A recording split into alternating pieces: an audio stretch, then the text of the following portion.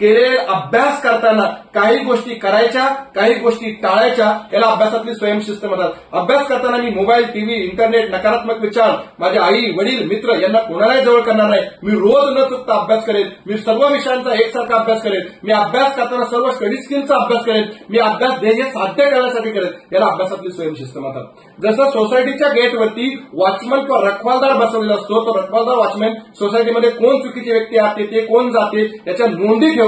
तसं विद्यार्थी मित्रांनो, अभ्यास करताना तुम्हाला तुमचं स्वतःचं रखवालदार होता आलं पाहिजे. मी खरंच अभ्यास करताना या गोष्टी केल्यात का, ह्या नाही केल्यात का केल्या, का नाही केल्या, ही सगळी स्वयंशिस्त तुम्हाला अभ्यासातली पाळता आली पाहिजे. आणि जे विद्यार्थी अभ्यासामध्ये ह्या सगळ्या 9 कौशल्यांबरोबर स्वयंशिस्त, सेल्फ स्टडी हे स्किल फॉलो करतात, तीच मुलं अभ्यासात यशस्वी होतात. बाकी सगळे विद्यार्थी अभ्यास करून जर स्वयंशिस्त पाळत नसतील तर तुम्हाला अभ्यासामध्ये यशस्वी होता येणार नाही.